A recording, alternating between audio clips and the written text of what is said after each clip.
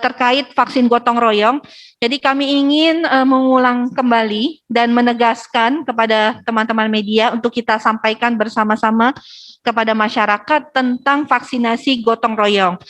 Jadi tujuan daripada vaksinasi gotong royong adalah untuk mempercepat program vaksinasi agar kekebalan kelompok dapat segera terjadi, ya.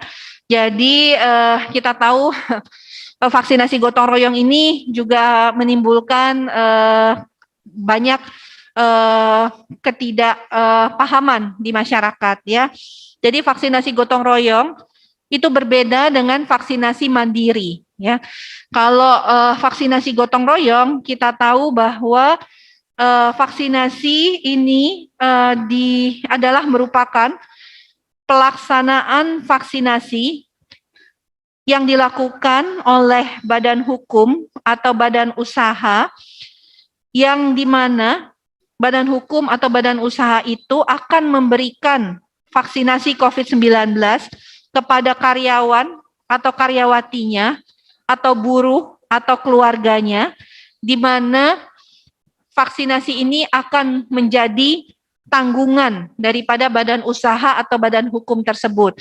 Jadi tidak boleh biaya atau pembiayaan vaksinasi itu dibebankan kepada badan usaha, kepada karyawan atau karyawati tadi, ya. Jadi sudah clear bahwa seluruh penerima vaksin gotong royong tidak akan dipungut bayaran atau gratis. Nah, nanti badan usaha atau badan hukum yang akan melaksanakan vaksinasi gotong royong itu harus melaporkan kepada Kementerian Kesehatan. Data yang akan diminta itu sama, meliputi nama, nomor induk kependudukan, dan juga alamat. Artinya data ini akan by name, by address, disertai dengan nomor induk kependudukan, ya, atau data identitas lainnya. Kami sampaikan bahwa vaksinasi gotong royong ini tidak akan mengganggu jalannya vaksinasi program pemerintah yang saat ini sedang kita jalankan. Karena yang pertama, vaksin COVID-19 atau vaksin gotong royong ini jenisnya harus berbeda dengan jenis vaksin yang digunakan pada vaksinasi program pemerintah, ya.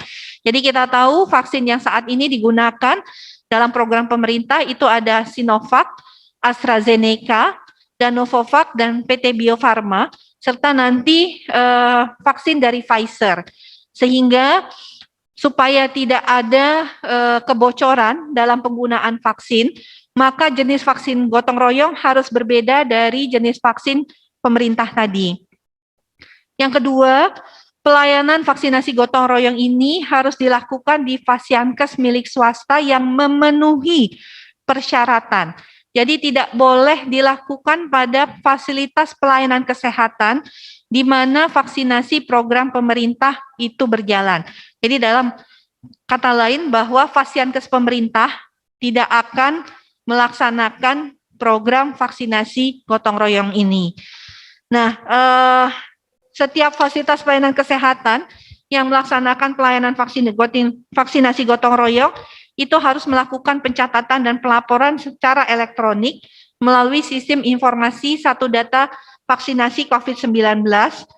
Bisa juga dilakukan secara manual dan disampaikan kepada Dinas Kesehatan Kabupaten atau kota setempat, ya. Proses yang sama bahwa vaksin gotong royong juga akan mendapatkan izin atau persetujuan penggunaan darurat dalam bentuk EUA ataupun penerbitan nomor izin edar. Jadi kami sampaikan sekali lagi bahwa vaksinasi gotong royong atau vaksin gotong royong ini berbeda dan tidak sama dengan vaksin mandiri. Vaksin mandiri itu sudah dinyatakan bahwa tidak ada vaksin yang kemudian dapat dibeli secara langsung oleh masyarakat. Vaksin gotong royong adalah vaksin yang dibeli oleh perusahaan, dalam hal ini badan hukum atau badan usaha, yang diberikan secara gratis tanpa dipungut bayaran untuk karyawan, karyawati, ataupun keluarga yang terkait di dalam badan usaha atau badan hukum tersebut. Nah, teman-teman mungkin kita tahu masyarakat juga bertanya-tanya ya, kapan vaksinasi gotong royong ini akan dimulai.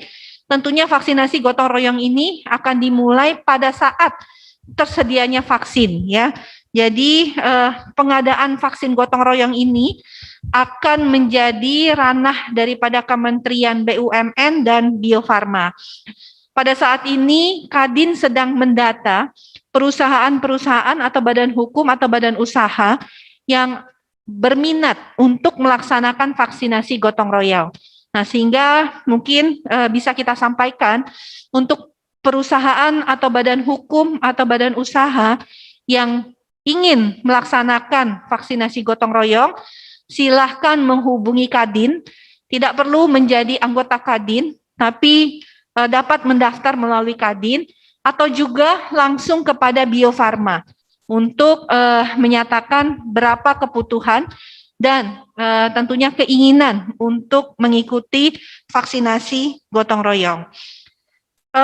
Pendistribusiannya tadi disampaikan akan dilaksanakan oleh PT Bio Farma ke Fasiankes pelayanan kesehatan milik swasta yang memang sudah disepakati oleh perusahaan atau badan usaha, badan hukum untuk menjadi fasilitas pelayanan yang akan memberikan vaksinasi gotong royong bagi karyawan atau karyawati atau juga keluarga karyawan atau karyawati tersebut.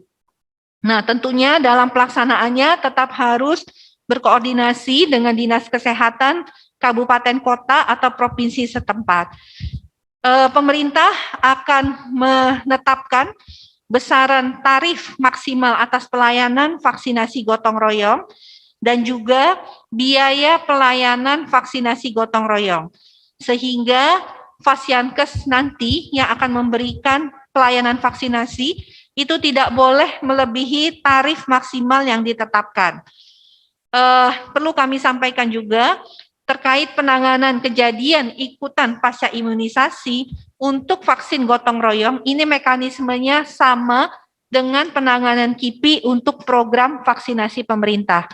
Jadi kami tegaskan sekali lagi bahwa vaksinasi gotong royong ditujukan untuk badan usaha atau badan hukum. Jadi bukan untuk perorangan. Jangan lupa like dan subscribe.